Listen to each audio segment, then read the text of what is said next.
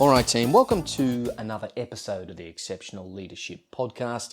As always, I'm your host, Matt Hamilton. Delighted to have your company with me once again for an episode that comes a little bit out of left field, but stick with me and I'll bring it back to a place where it is infinitely applicable to us as leaders. Now, I'm always trying to figure out ways to communicate more effectively with my team. And one of the things that struck me when I first began to lead people is that not everybody responds to the same thing. You know, I would have to seemingly treat each individual differently to get maximum results from them and to ensure that they stayed optimized in the workplace. And it took me ages to work out why that was. Similarly, from a romantic perspective, as a young man, I really didn't cotton on to this concept of love languages for a very, very long time. And when I did, a lot more things started to make sense. Now, you might be wondering, how the hell do you combine a concept from a corporate and a romantic perspective? Well, this is where we start a little bit left field, but I'm going to bring it back to a place where it is very applicable. So bear with me. The 5 Love Languages is a book that was written to enhance personal relationships. It was a concept developed by a guy called Dr. Gary Chapman in the 1990s. And the 5 love languages are broken down as follows. So first of all, we have words of affirmation. Now that might be feeling appreciated through spoken or written praise, encouragement, or kind words. And secondly, we have acts of service where you feel valued when others do helpful things for you. That could be taking a task off your plate. It could be pitching in during a stressful time, whatever it might be. Thirdly, we have receiving gifts. And that means when we feel recognized through tangible tokens of appreciation. It's not about cost, it's more about the thoughtfulness that the gift represents. Coming in 4th place, we've got quality time. That's where you feel cared for when others give their undivided attention or one-on-one time to you. Could be in the form of meaningful conversations and shared activities. Now, this 5th one applies really predominantly to romantic relationships. I think it'd be very problematic to walk this one out in the corporate world, but it's physical touch. Okay, so feeling connected through appropriate touch. That might be a hug, handshake, pat on the back, whatever it might be. Very tricky to tread that line in the corporate world. But I thought to myself that these love languages surely are not just applicable to romantic relationships. They must be applicable to friendships and also the relationship between team leader and team members, because everybody responds differently. Everybody receives appreciation differently. And I started looking into it a little bit more, and sure enough, there actually has been a corporate adaptation of the 5 love languages. It was actually developed by the same gentleman who wrote the 5 Love Languages book, Dr. Gary Chapman, and he teamed up with a guy called Dr. Paul White, who's a psychologist, and they adapted the concept for workplaces. And that book is called The 5 Languages of Appreciation in the Workplace. That one was released in 2011. And basically, the framework recognizes that employees thrive when their appreciation language is spoken. And I was really excited to see that something that I had noticed off my own bat had actually been noticed by others and studied through a psychological lens. So let's go through these and have a look at their real-world corporate applications. And I think this might help us all as leaders to get the best out of our teams. All right, so in workplace terms, these things that were originally conceptualized as love languages between romantic partners have now evolved to become, and many of them are very, very similar, which is the encouraging thing. Firstly, we've got words of affirmation. So verbal recognition of employees and their achievements. Public praise, i.e. in front of the workplace if they would like to be recognized. And personal notes, that might be sending them an email saying, hey, great job today. That might be as one of my old managers from way back did for me. I finished a hard day's work and got a couple of good results.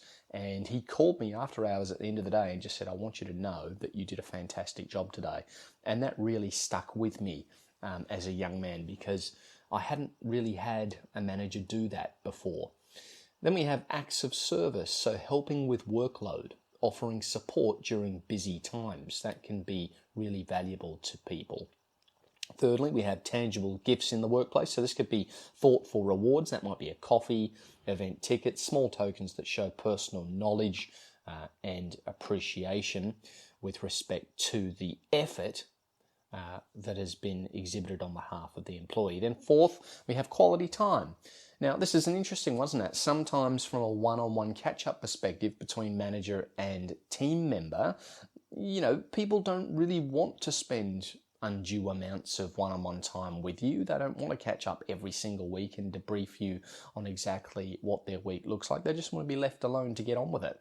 Others absolutely thrive having that opportunity, and that's okay. It means it's because this is their language of appreciation that they speak.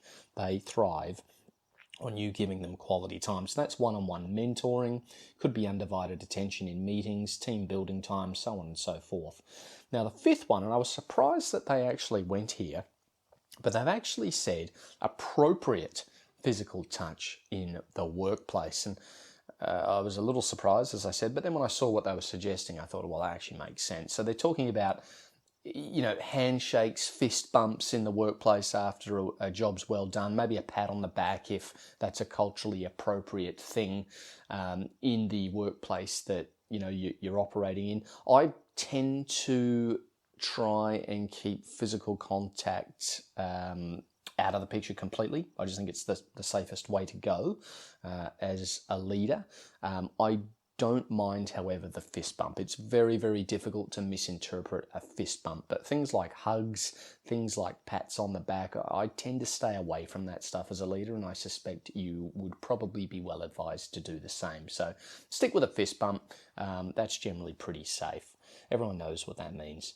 So from a real world application perspective in corporate land, let's get into it a little bit more. So obviously, that's the one-to-one sort of level, the ones that we just went through there. That's, how do you interact with your employee or team member one-to-one to let them know that you care about them in their language of appreciation. But from a corporate level, an organization level, what does that look like, and what are the benefits of employing those languages of appreciation?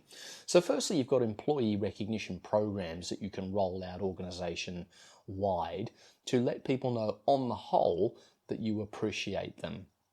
Companies, use the framework to tailor recognition. Now, some people prefer public praise, others value the quiet one-to-one acknowledgement, but by having a good employee recognition program, you're likely going to be ticking a lot of boxes for those that do appreciate being recognized in that manner, i.e. through praise and recognition. Then you've got your team communication training. Now this is useful because it helps managers firstly understand the different motivational drivers and then avoid the one-size-fits-all approach. And I think that would have been very, very useful for me back in the day to understand that everybody speaks a different language and to formalize it a little bit so that I could quantify it from a logical perspective and start rolling out a strategy around it. I had to sort of feel around in the dark and figure it out.